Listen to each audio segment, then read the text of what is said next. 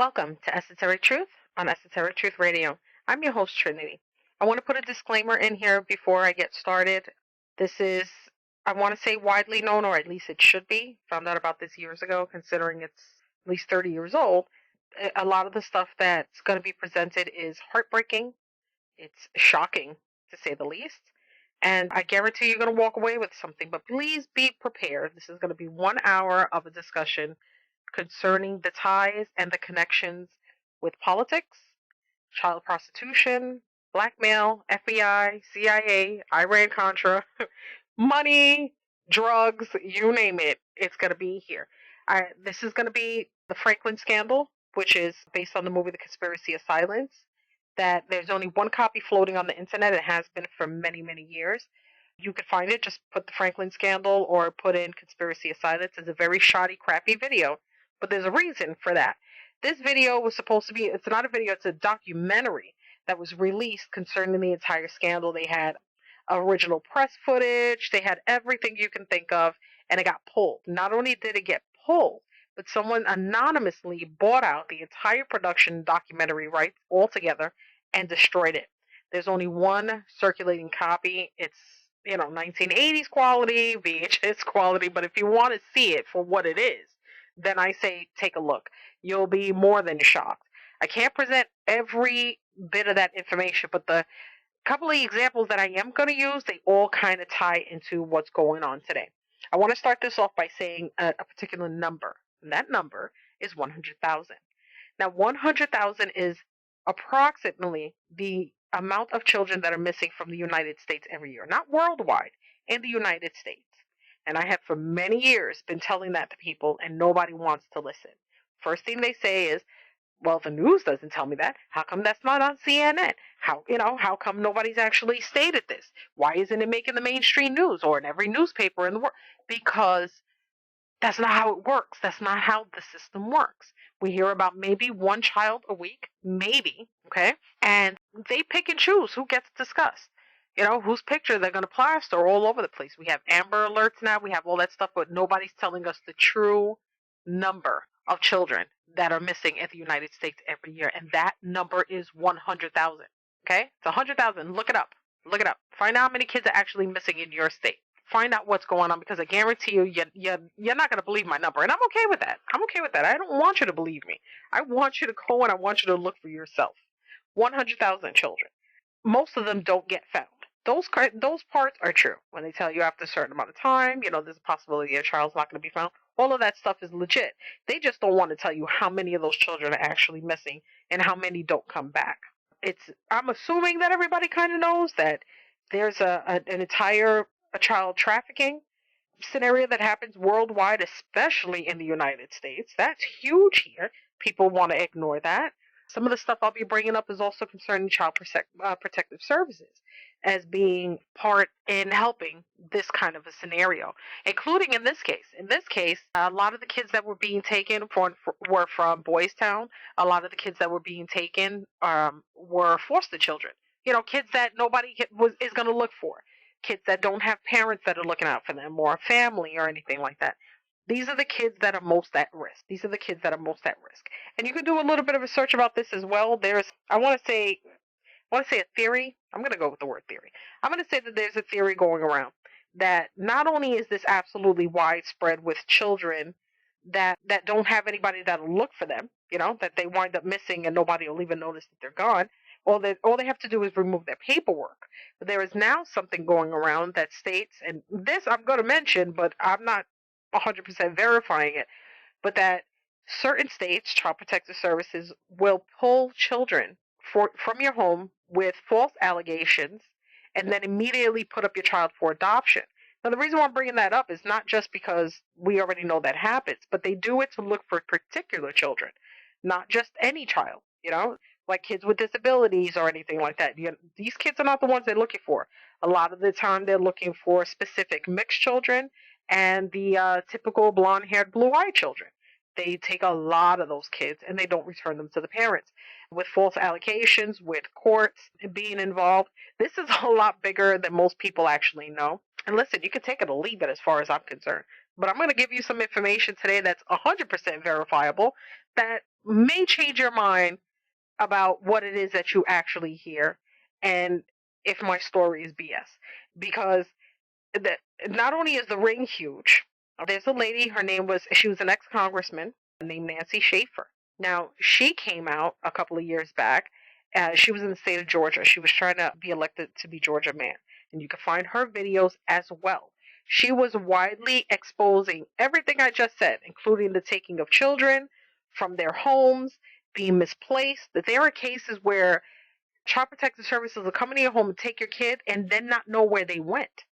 Like literally say that they lost the paperwork and they can't find your kid. A lot of the cases are crap. There's almost no protection for parents nowadays who get charges filed against them. They don't tell you who did it. They come up with the allegations, but they don't have to tell you who made the allegations. It could have been anybody. It could have been nobody. Nobody knows. But for some reason, those who want to make a case against parents and those parents lose their children on false allegations, the people that made the allegations have more protection than the parents. Okay, I think in New York, I think New York is the only one that if they come to your house and they find out that that the story was untrue, they can tell you after 30 days. If the case is unfounded, they will tell you within 30 days whether or not, not whether or not, but who it was that made the allegation, and then you could press charges against that person. I think that's the only state. Even if it wasn't, it should be every state. It should be every state that has that protection for the parents, especially when somebody's just angry. And I've seen that happen so many times where, you have a fight with somebody, you have a fight with a neighbor, and all of a sudden, Child Protective Services at your house. There's literally thousands of cases where parents are like, I didn't do anything wrong. I let them in my house and they took my kids anyway. And I don't know what to do. You spend more time trying to get your kid back. A lot of the time there's rush adoptions, especially for younger children. Kids under the age of 2 are at most at risk for getting for getting adopted immediately. And I'm talking about within a week, they put these kids up for adoption. And then, of course, they have to close court papers that don't have to tell you who adopted your kid. I mean, it's literally a shitstorm of crap that you just got to keep going around in circles. And there's so many parents right now that are trying to get rights for themselves. She wound up making a video coming out against CPS and saying that the whole system was corrupt, that they were selling children, they were taking children, all of this stuff. And of course, what happened to her? She's dead. She's dead and her husband is dead. They wound up getting shot in their home and killed. And this is almost immediately afterwards when she actually publicly came out and said this. And there's just a few videos of her doing town meetings and such. And she knew what she was talking about. She was like, I see it. I'm in contact with these parents. There's a court case where a judge just got indicted because he was getting payoffs from private corporations that own juvenile facilities. So he would charge a child, let's say a kid stole a candy bar, and he would charge the kid with 6 months in juvie. And then he would get a kickback from the actual facility the kid was placed in. And he did it to dozens of kids. So, like I said, the corruption, you just got to find out where it's at. But I'm going to go into the Franklin scandal. I didn't really mean to go off on a rant on this one. But, okay, so apparently in June 29th of 1989, pandemonium erupted in the corridors of power in the nation's capital. Homosexual prostitution probe ensnares official of Bush Reagan, screamed the front page headline of the Washington Times, with the kicker, call boys took midnight tour of the White House. The Times reported a homosexual prostitution ring is under investigation by federal and district authorities and includes amongst its clients key officials of the Reagan and Bush administrations, military officers, congressional aides, and U.S. and foreign businessmen with close ties to Washington's political elite. The expose centered on the role of one Craig Spence, a Republican power broker known for his lavish power cocktail parties. Spence was well connected. He celebrated Independence Day in 1988 by conducting a midnight tour of the White House in the company of 2 teenage male prostitutes, among others, in his party. Rumors circulated that a list existed of some 200 Washington prominents who had used the call boy service. The number 2 in charge of personal affairs at the White House, who was responsible for filling all the top civil service posts in the federal bureaucracy, and Secretary of Labor, Elizabeth Doyle's chief of staff, were 2 individuals publicly identified as patrons of the call boy ring. Two of the ring's call boys were allegedly KGB operatives, according to a retired general from the Defense Intelligence Agency interviewed by the press. But the evidence seemed to point to a CIA sexual blackmail operation instead. Spence's entire mansion was covered with hidden microphones, two-way mirrors, and video cameras, ever ready to capture the indiscretions of Washington's high, mighty, and established. Any kinkiness goes, so long as you don't get caught. The popular proverb was that the only way a politician could hurt his career was if he were caught with a dead woman or a live boy in his bed. Months after the scandal had died down, a few weeks before he allegedly committed suicide, Spence was asked who had given him the key to the White House. The Washington Times reported that Mr. Spence hinted the tours were arranged by top-level persons, including Donald Gregg, National Security Advisor to the Vice President Bush the first, and later U.S. Ambassador to South Korea. We already had occasion to examine Don Gregg's role in Iran-Contra and have observed his curious performance when testifying under oath before congressional committees. Gregg indignantly denied any connection to Spence, yet it is public record that Spence had sponsored a dinner in Gregg's honor in the spring of 1989 at Washington's posh Four Seasons Hotel in Georgetown. George Bush was less than pleased with the media coverage of the prostitution charges and kept abreast of the scandal as it mushroomed. The Washington Times reported an article titled "White House Mute on Call Boy Scandal" that late-night visits and Mr. Spence's links to a homosexual prostitution ring under the investigation by federal authorities since they were disclosed since June 29th in the Washington Times. But top officials will not discuss the story's substance, reportedly even amongst themselves. Press officers had rebuffed repeated requests to obtain Mr. Bush's reaction and declined to discuss investigations or fallout from the disclosures. By midsummer, the scandal had been buried. The president had managed to avoid giving a single press conference where he would surely have been asked to comment. As the callboy ring affair dominated the cocktail gossip circuit in Washington, another scandal halfway across the country in the state of Nebraska peaked. Again, this scandal knocked on the president's door. A black Republican who had been a leader in organizing minority support for the president in 1988's campaign and who proudly displayed a photo of himself and the president arm in arm in his Omaha home was at the center of a sex and money scandal that continues to rock the Cornhusker state. The scandal originated with the collapse of the minority-oriented Franklin Committee Credit Union in Omaha, directed by Lawrence E. King, Jr., a nationally influential black Republican who sang the national anthem at both the 1984 and 1988, King became the subject of the Nebraska Senate's investigation conducted by the specifically created Franklin Committee to probe charges of embezzlement. In November of 1988, King's offices were raided by the FBI and $40 million was discovered missing. Within weeks, the Nebraska Senate, which initially opened the inquiry to find out where the money had gone, instead found itself questioning young adults and teenagers who said that they had been child prostitutes. Social workers and state care administrators accused King of running a child prostitution ring. The charges grew with the former police chief of Omaha, the publisher of the state's largest daily newspaper, and several other political associates of King, finding themselves accused of patronizing the child prostitution ring.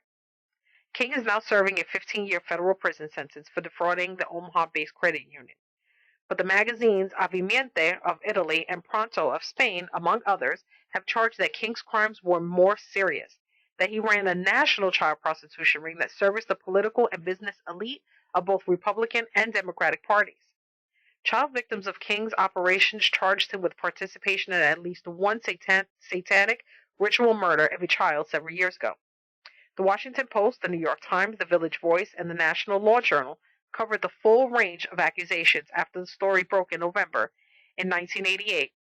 King's money was also linked to the Iran-Contra affair, and some say that King provided the CIA with information garnered from his alleged activities as a pimp for the high and mighty. Lawrence King was no stranger to President Bush, and Lawrence King was no stranger to Craig Spence. Several of the Omaha child prostitutes testified that they had traveled to Washington, D.C. with King in private planes to attend political events, which were followed by sex parties. King and Spence had much in common. Not only were they both Republican Party activists, but they had gone into business together procuring prostitutes for Washington's elites. Bush's name had repeatedly surfaced in the Nebraska scandal, but his name was first put into print in July of 1989. A little less than a month after the Washington callboy affair had made headlines, Omaha's leading daily newspaper reported one child who has never been under psychiatric care is said to believe she saw George Bush at one of the king's parties. A full 3 years after the scandal had first made headlines, Bush's name came again, and it appeared in print. In Gentleman's Quarterly, which is GQ, carried a lengthy article viewed by many political observers in Nebraska as an attempt to refute the charges, which would not die. Despite the termination of all official inquiries, the GQ piece disputed the allegations as a conspiracy theory that went out of control and resonated because of some mystical psychological phenomena, allegedly unique to Nebraskan rural folk who will believe anything and burn with the mistrust of city life that once inflamed the prairie with populist passion. Numerous polls over the last few years have recorded over 90% people saying they believe there has been a cover-up of the truth. So as I said, he got busted. They made all the ties. They made all the connections. They were foster children that had gotten polygraph tests. There was two sisters. I don't want to give their first name, but the last name was Webb. And they were the main witnesses. They had gotten a polygraph test done 4 times and passed all 4 times. They said that they went with Mr. King, Mrs. King, and their son Prince on trips. They traveled all over the U.S. Like I said, I don't want to get into too much specific concerning the abuse, but the girls were mistreated. They were handled in a sense where we know better. They should have known better. And I'm sure they didn't think that they were going to be kids from foster care that anybody was going to actually listen to. Right now, one of the girls, they live in the Midwest and they have kids and stuff like that, and they moved on with their lives and such. And of course, we already know what happened with the Bushes and with the Danny Greggs, all of these other people.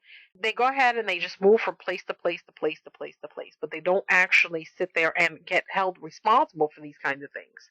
Here's another case, and this is one that I have studied on. I have the copies of the police reports and such, and this is another thing where kids are being taken. There are people, there really are. I know that there's a huge problem with people and the way that police officers are, and I'm not always a big fan.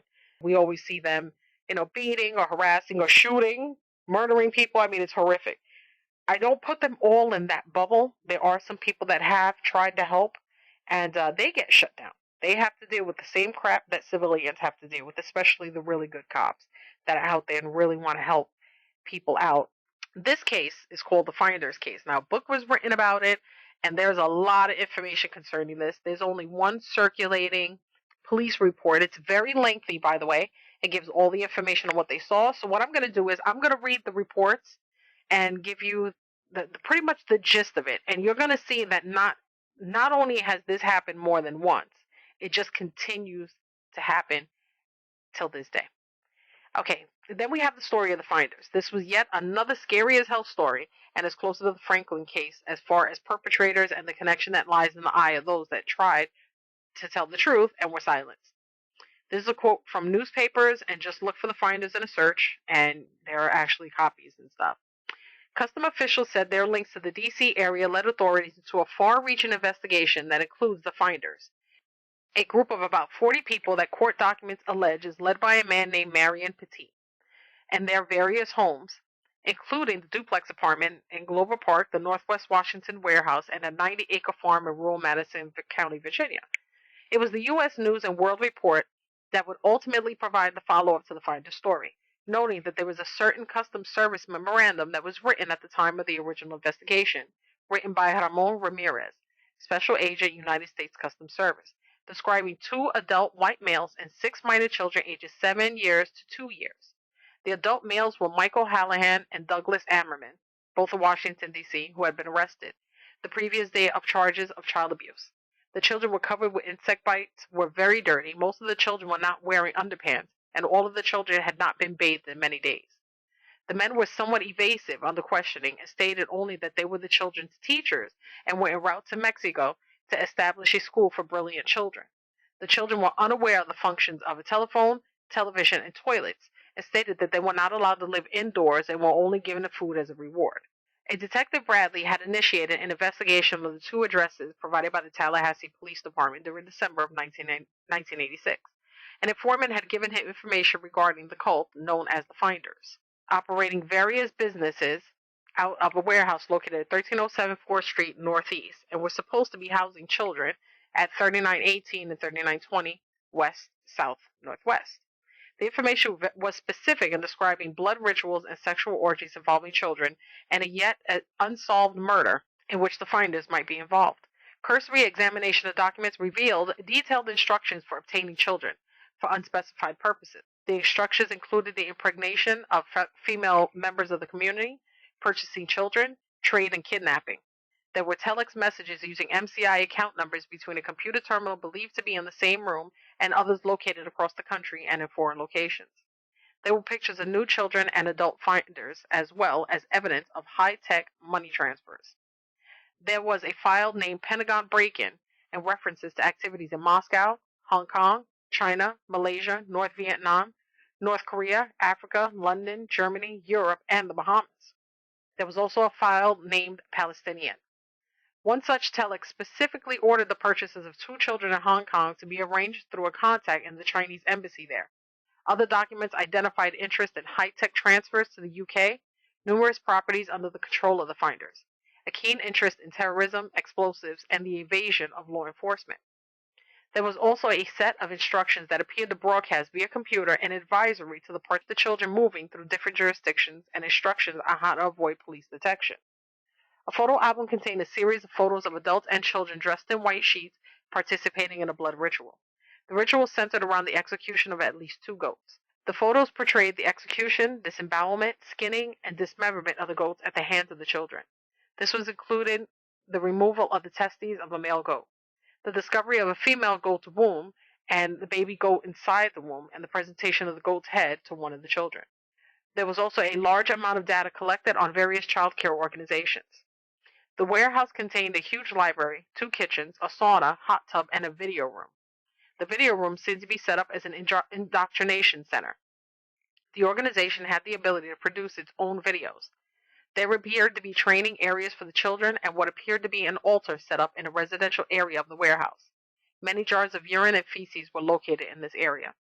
Group leader Marion Petit spoke in an interview in Steam Shovel Press in 1998, noting that in World War II, he kept house to intelligence people in Washington and OSS people passing through.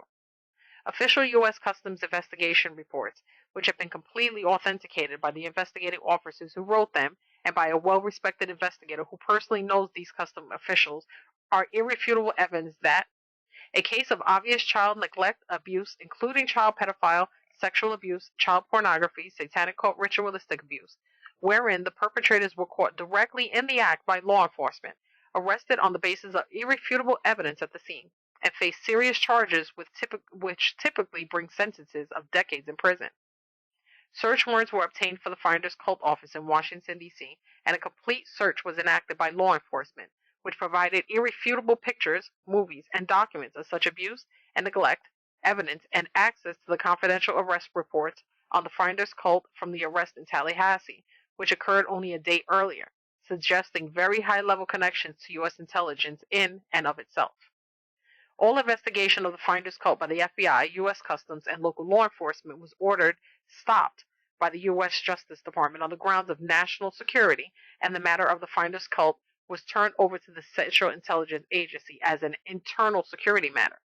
Since the Finders is and has been a domestic and international covert operation of the CIA, any and all investigations of the Finders was immediately stopped. All evidence was suppressed and denied, and the abused children were released back to the adult perpetrators who had been arrested in the act, and the CIA resumed its ongoing covert operations of the Finders Cult, which is used to procure and produce. The story of the Finders Cult is the story of the development of child assets to be used to entrap politicians and diplomats, corporate and law enforcement officials, to sell child victims to wealthy perverts to raise money for covert operations, to train some of the children and victims to be professional operatives and assassins of a totally cold, multiple personality, mind-controlled nature. To date, only one media outlet has dared publish anything about this, and that's the U.S. News. In the last few years, there have been more smoking guns proving that U.S. intelligence agencies traffic in children, sell them, and abuse them. Some of these covert operations have been tied to long-term and massive importation and distribution of narcotics into the U.S. by the same intelligence agencies. And last but not least, the case of Nancy Schaefer, which I mentioned earlier, and the murder-suicide with the child trafficking that she tried to actually announce. Like I said, there are people that are trying to help out. Um, they do this in the form and in the manner where, if you read up on most cases where children are being removed, a lot of the time, and this hurts me to say, because I know that I've read these things and there are people that refuse to go into the realm of this type of topic, and I get it and I understand it. And even if it has to be only 5 people that do the research, it has to get out. It has to get out. This kills me every time I have to have these types of discussions. Not only do they go with false allegations into your home and take your children, not only is there an opportunity for your child to just be playing in the park and your child to get grabbed, or some kind of ridiculous scenario where we literally have to feel like we can't let our kids go play outside. But there's also the allegations of abuse that happen at home by parents, whether it's a mother or a father or both parents that are abusing a child. If authorities find out that your child was already being abused, they have more leverage on the parents. So they can come into your home and say, listen, we know that you're abusing kid X. We're going to remove them from the home, and we're not going to arrest you or anything like that as long as you stay quiet. Just don't say anything to anybody. You know, your kid went off to a family member's house, and just avoid it as much as you can. Now, the reason for this in a lot of cases, and like I said, look it up yourself. Look it up yourself. It's not going to stop me from saying what I have to say, but do the research yourself. Okay? A lot of these children have to go through a form of mind control or a form of brainwashing in order for them to adapt to horrific situations. It's a lot easier for them to come into a home of a child that's already been abused, because they've already hit that point. They already had that point done with them, and the kids at this point are just happy not to be where they were. You know what I'm saying? So they take them from the home and they put them, in a different type of environment that's away from the home. But the brainwashing process of tearing the child down in order to rebuild them is already halfway done. So the parents or the parent wants to avoid, prosecution and avoid, being in jail. So they agree with whichever agency approaches them that as long as they stay quiet, they avoid being prosecuted, they avoid jail time, they avoid their reputations being ruined. This happens more than almost any other form of than taking kids out of a home. It's scary. It's really, really, really scary because, like I said, nobody cares about the kids. Nobody cares about the kids. If the kid's already gone and you already know that, you're already scot free, you're already free. That leaves more criminals on the street, less people being held accountable. And nobody says anything. Nobody says anything. And you know what? Everybody that does, including Nancy Schaefer, she was a former state senator. She was trying to be the mayor of a state.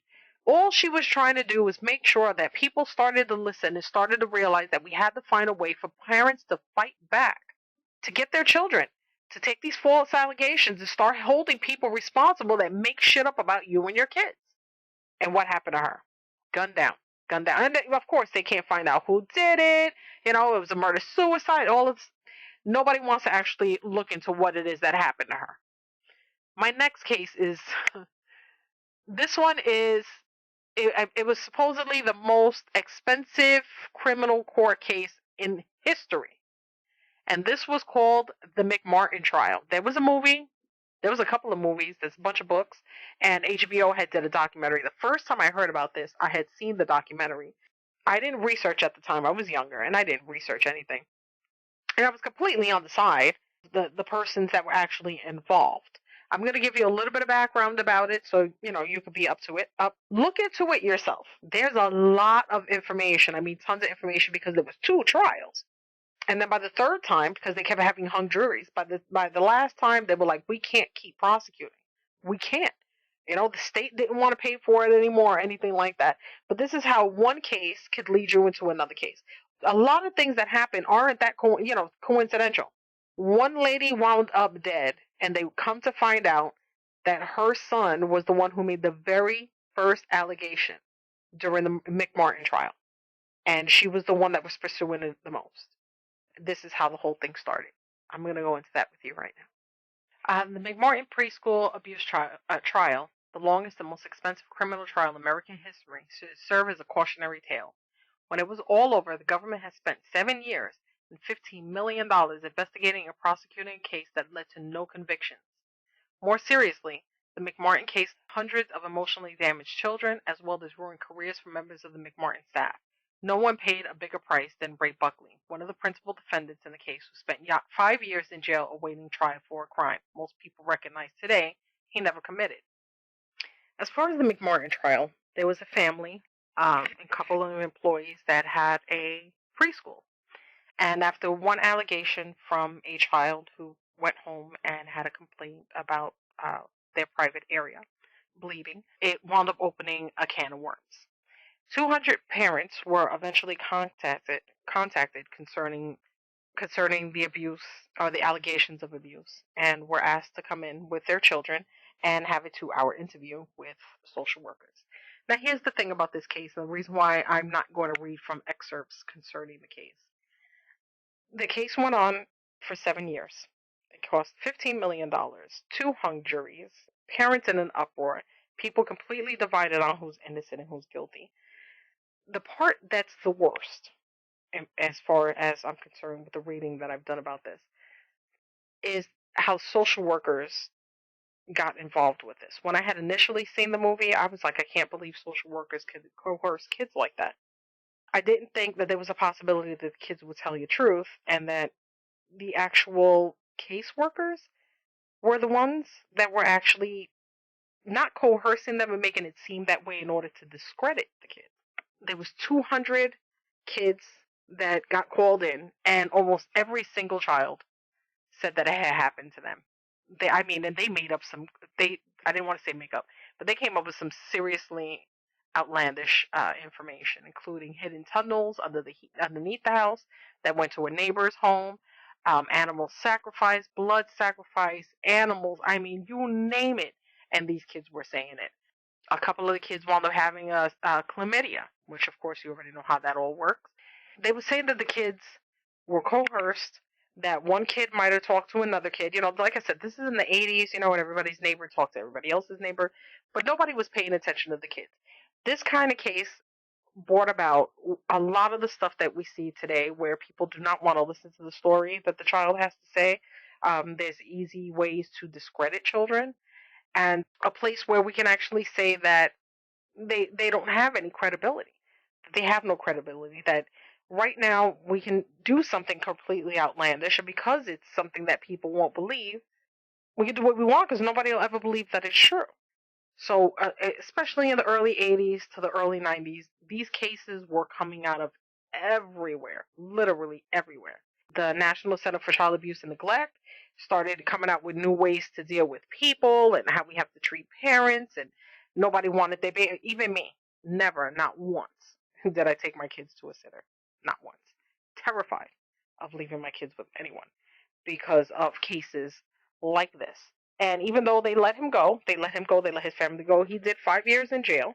They charged him with like 77 counts of abuse. He spent 5 years, and I guess they went back, and it was a hung jury.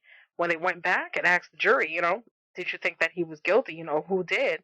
Who thought he was guilty? And 6 of those people raised their hand, and they were like, we know he did something. We're absolutely 100% sure that he did something. But if all of us can't agree on it, then we have to have a hung jury. And like I said, 7 years. Which court case took 7 years? But this changed the laws. This changed our processes. This is how we have something called fast track. That's an immediate rush on trials. We don't want to waste time anymore. We don't want to do any of these things. But what this did was cause social workers, the way the psychologist works, the way that they discuss things with children, and how to get certain pieces of information, how your reputation can actually go down the toilet. Because believe it or not, the guy's name was Ray Buckley. Even though he did 5 years in jail, whether he was innocent or he was guilty, he still did the 5 years. If he was innocent, then we just took a bunch of his life. And if we let him go after 5 years, then we're the sickest part of society at this point, that allowed him to constantly walk the streets after 77 children came out against him. So either way, somebody's getting screwed, but we changed how the process worked. We changed how false memory syndrome out of this case that came about, where it's believed that if you say certain words, this is something called neurolinguistic programming and the way the hypnotism works. This is how the whole thing had gotten divided by actually trying to convince people that, well, not try to convince them, because in all actuality, it can happen. It does happen. It happens every single day. So what we do is we pull our kids away from other people. We don't want to put them in daycare. We don't want to leave them with neighbors. We don't want to leave them with family members. But when you go ahead and you go in that direction, we take them into something else, which is, let's say, television. We rather leave our kids at home with a sandwich and a TV than take them to a sitter. And then we're not paying attention to what the TV is teaching our kids. So either way, we go down a horrible, horrible, horrible rabbit hole. After that case, they looked for the tunnels. There's a big old thing going on with that, because some people are saying there were tunnels, some people are saying that they weren't. They called archaeologists to come in. Some people say that they found 77 animal bones. Other people are like, no, they lived somewhere by a burial ground, like a pet cemetery, and that's where all the animal, bones came from. 7 years of dismay, 7 years of disgust, 7 years of putting over 200 children through that case. And you could just imagine what the parents were going through, just trying to have somebody understand that you have to stand up for your kids, which they absolutely did. They stood up for their kids and they spoke out. The initial parent that did speak out wound up being shot to death. And then everything just started snowballing after that. So at this point, we already know that people like Nancy Schaefer, who came out and said there's something going on with our children, got murdered. The original parent from the McMartin trial got murdered. The Franklin case, there were people that actually disappeared, but they were able to bury that case because it literally directed itself to the White House. Look at the finders. The kids got returned. They got returned. Look up the police records. Look up that information. There's all the detailed information of the original two officers that took the kids and took the two guys they saw the kids with hanging out outside. Animal bites, no bathing. The kids didn't know how to eat. They thought food was only for reward. They had said that they don't live inside. After everything, they said this at a police station. 2 police officers, 2 state officials, they let them know something is wrong. They could physically see it, and they literally heard it. And they returned those children to those people with all the information that they found, with the records, the cases, the computer programs. This is what I'm saying. When people tell me, when I have conversations with people and people come out and say, that's too far-fetched. If you ever talk to me on a personal level before and I tell you that you're crazy, because I seem to be the argumentative type when it comes down to certain scenarios, listening to some of the subjects that I'll be bringing up, you'll start to realize why. Because this is the kind of stuff that I've been researching for years. And I've had nightmares about these things. And we all should. And we all should, because we all lived in a really screwed up world. We really, really do. But if we close our eyes to it, then stuff like this continues to happen. None of those people from the original cases, none of those people should be walking free. None of them. How did almost nobody, except anybody in the McMartin trial, actually see court and spoke to a judge and did any actual time? Nobody else did. Lawrence King, the only reason why he got taken was for embezzlement. They didn't get him for all the other stuff that he was doing. And like I said, this is paper trail stuff. Okay? Now, since this happened in the 80s and 90s and almost nobody had a computer, or, we didn't all have home PCs or anything like that, or laptops. It was way too expensive back then. We started changing the way that we work and the way that we keep information in order for people like that to be able to not get caught. We started to learn how to encrypt things and make things more difficult. It's mistakes like this that these kind of horrible people make, and then they learn from those mistakes. We don't learn from our mistakes. We do the same shit over and over and over again. These guys got in trouble. Did we get them locked up? Absolutely not. Absolutely not. And we're okay with that. But these people, they learn from their mistakes. This time, there's 2 guys with 6 dirty children. And mind you, the youngest that got caught that day was 2 years old. 2 years old. After this whole thing blew up, I guarantee you, people are driving around in a van like that, but they're not taking the kids out of the van. They learned their lesson. The last time they went and took the kids out of the van, this is what happened. We made it easier for people that commit these horrific crimes to get away with their crimes. They're the only ones, people that do horrific things seem to be the only ones that learn from their mistakes. The good people, the nice people, they get pushed down really quick, or I don't want to say pushed down. Some people wind up dead, and that's completely understandable when you do a certain amount of research, that you understand that certain things are buried for a reason. Okay, and don't think that for like 1 second. I have a family myself that I didn't have a couple of members telling me, hey, you sure you want to bring up some of this stuff? I do. I do. Listen, you're only going to do one of two things. You're either going to dispute me and come to me and say, well, this is absolutely false, and more power to you. I'm just happy that you did the research. But I would rather give you some type of information so you know, so you keep your eyes open, so you keep your ears open, so you understand how the system truly works. This would cut down on so many of the useless arguments of people claiming that there is a division. In the Franklin case, it was both parties. Okay? And then look at how I'm using the word parties. Both parties partying. They don't care what we see on the outside is just, it's a Photoshop photo. That's it. I want to see the original. I want to see the original. Whose intent, who's obligated to be the one good guy in that scenario? There shouldn't have been hundreds. Shit, there should have even been 5 people involved in that kind of a case. Nevertheless, hundreds. Look at in the Finders case. How many different countries were involved? China, there's people in embassies. And this is to our kids. This is to our kids. Now, if this is the problem that's going on here, we only have 100,000. 7 billion people on the planet. What do you think is happening in those other countries? Okay, because we don't seem to want to think about that too much. We can barely think about the importance of this information in our own country. And this is supposedly a place where that kind of stuff don't fly. What happens to those more outwardly corrupt? Because we're just as corrupt as most third world countries. You don't want to hear about that. You don't want to think about that. I'm fine with that.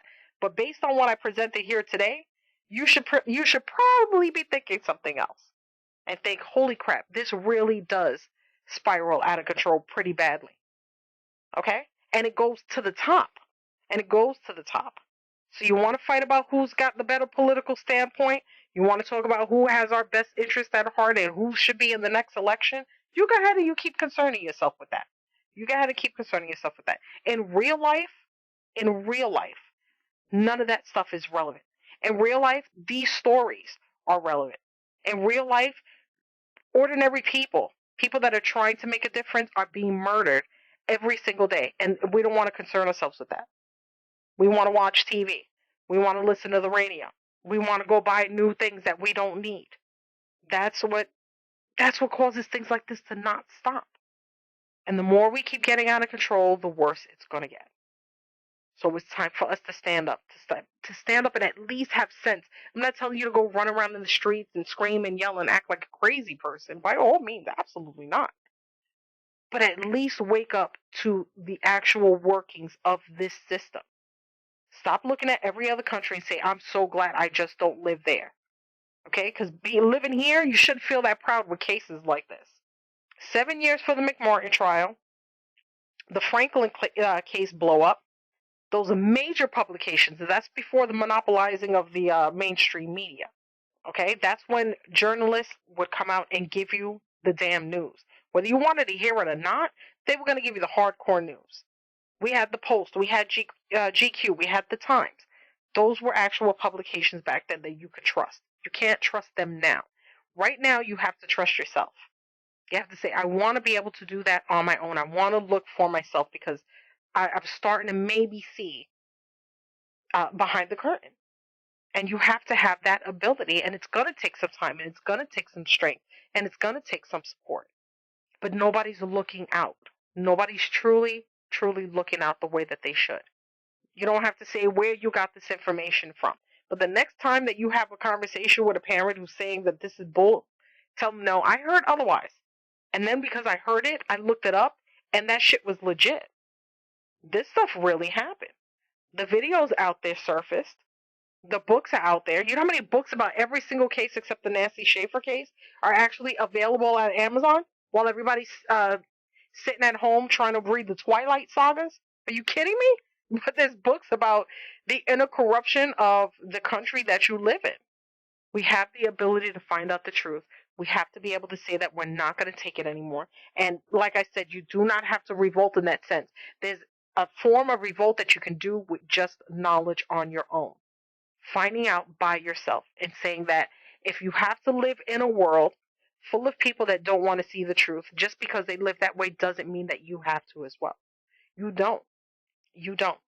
So thank you for taking the time.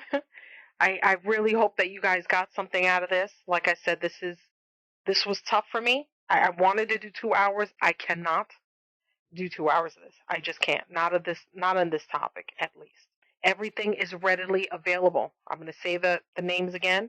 We have the McMartin Trial. You can search that. We have the Franklin Scandal. The video is called Conspiracy of Silence.